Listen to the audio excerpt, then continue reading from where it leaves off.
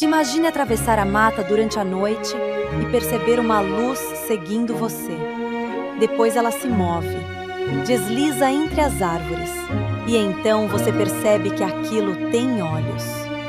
Para muita gente, esse seria o último aviso antes de encontrar uma das criaturas mais antigas do folclore brasileiro: o boitatá, a cobra de fogo que protege as nossas matas contra quem tenta destruí-las com chamas. A história do boitatá é muito mais antiga que a imagem que encontramos hoje nos livros infantis.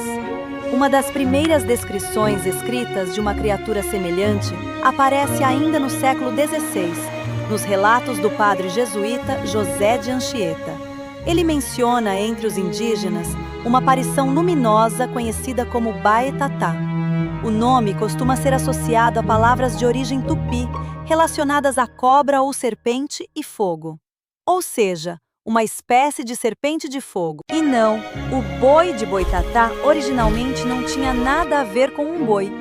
Essa associação surgiria depois, com as transformações da lenda. No estado de Santa Catarina, a lenda se transformou e o boitatá é descrito como um boi de fato. Nessa variação regional da lenda do boitatá, a criatura perdeu totalmente o formato de serpente e passou a ser retratada como um touro feroz, com patas gigantescas e um único olho enorme no meio da testa, que brilha intensamente como um tição de fogo. Algumas histórias dizem que encarar diretamente a luz do boitatá pode deixar uma pessoa cega, enlouquecida ou até morta. Mas existe um detalhe importante: o boitatá nem sempre é um monstro.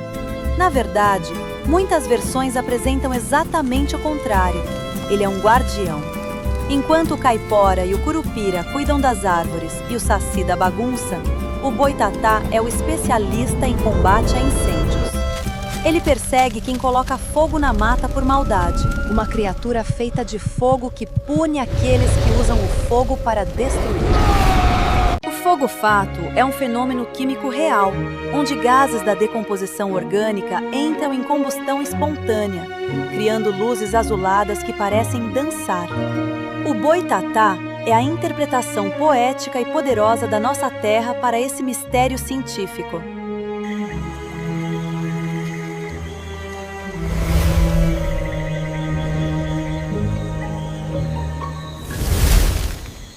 O boitatá é a memória de um tempo em que entrar numa floresta significava atravessar um território cheio de forças que o ser humano não controlava.